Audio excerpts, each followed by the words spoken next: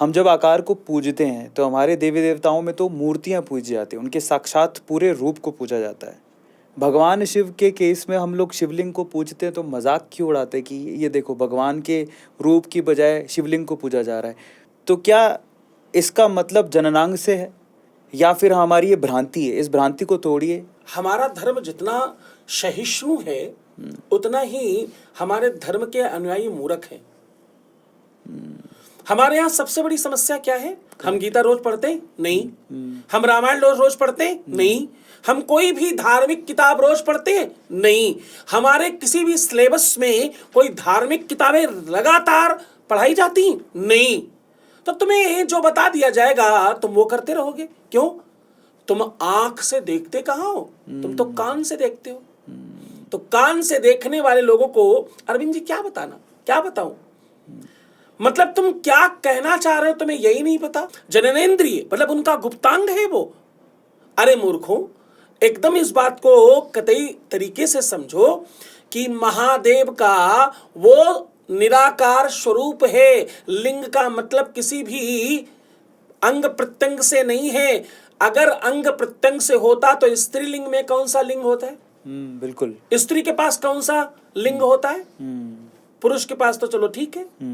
नपुंसक लिंग के पास कौन सा लिंग होता है? करेक्ट।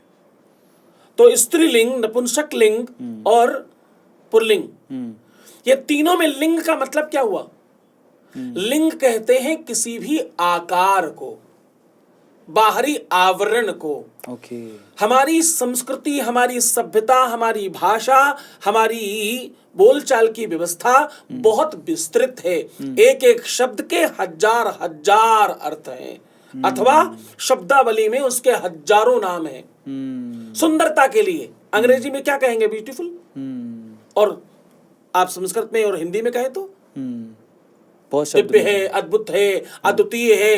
क्या क्या स्वरूप है, क्या क्या व्यक्तित्व है, क्या क्या आपका अंग प्रत्यंग झलक रहा है, क्या लालिमा है आपके अंदर। अरे एक हजार आप शब्द लगा लीजिए। आपका रूप लावण्य तो देखते ही बन रहा है। सौंदर्य प्रसाधनों में आप बड़ा लिप्त लग रहे हैं। आपके पास इतने विश्लेषण है कि आप लगाते चले जाइए। पर कब? जब आपके पास उसका नॉलेज होगा, तब आप जानकार होंगे तब। अन्यथा आप कुछ भी अर्थ का अनर्थ लगाते रहेंगे। देखिए, विश्व में सैव्यों के लिए, महादेव के उपासकों के लिए दोनों व्यवस्थाएं बिल्कुल सही और वास्तविक रूप में हैं। यहां आप निराकार और साकार दोनों का पूजन करते हैं। आप कभी भी भगवान शिव के मंदिर को शंकर का मंदिर नहीं सुना होगा। लोग कहते हैं मैं शिवलिंग की पूजन करने जा रही हूँ, मैं शिवलिंग मंदिर में जा रहा हूँ या जा रही हूँ, मैं शिव मंदिर में जाऊंगी, मैं शिवालय में जाऊंगी। जो शिव है वो क्या है? वो निराकार है। शिव क्या है? शिव जो है वो परम तत्व है, वो उसका कोई आकार नहीं है। अब जैसे जनरली आप समझो, धरती गोल है या पिंड के आकार की? गोल है। भौगोलिक दृष्टि से वो पिंड के आकार की, गोल नहीं है। अच्छा।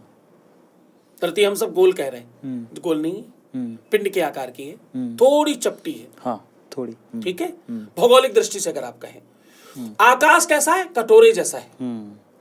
पूरा आकाश नीचे का अर्घा है और धरती जो है वो शिवलिंग है। अच्छा। इसके ऊपर जलवृष्टि होती है, मानो अभिषेक हो रहा है। अभिषेक के बाद क्या होता है? अभिषेक के बाद धरती पुष्पित और पल्लवित होती है, फलित होती है, श्रृंगारित होती है, दिव्य होती है, उसका स्वरूप बढ़िया निकल कर आता है। ये पूरा प्राकृतिक दर्शन है। पूरी शिवलिंग क्या है? शिवलिंग प्रकृति है।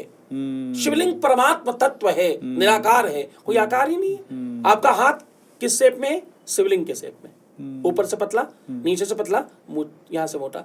आपका फेस किस आकार में? ऊपर पतला, नीचे पतला, बीच में मोटा।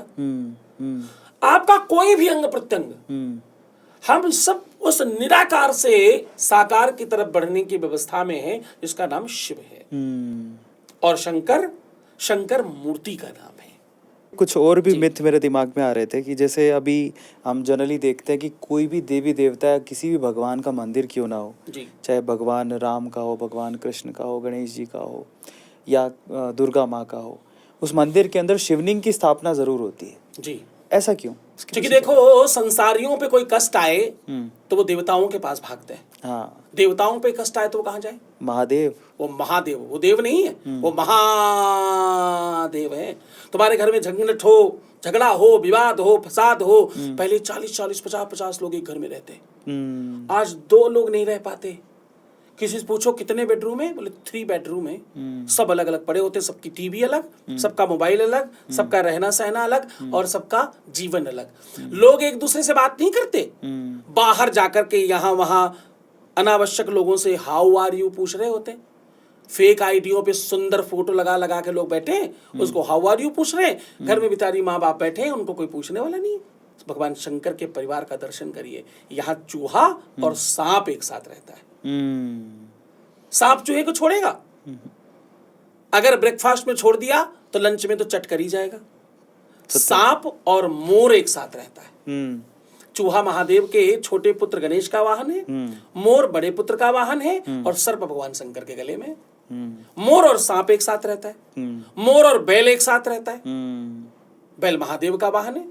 बैल और शेर एक साथ रहता है, शेर माता का वाहन है। ये सब एक साथ रहते हैं। महादेव के कंठ में विष है और चंद्रमा से अमृत टपक रहा है, गले में विष है और ऊपर अमृत टपक रहा है। जो सदैव अपने बच्चों को अमृत दे और स्वयं विष पी जाए, उसका नाम महादेव है। क्या बात। इसलिए उसको बाप नहीं, बाप का बाप कहते हैं, बाबा कहते हैं उन्हें। इसलिए महादेव को बाबा कहा जाता है।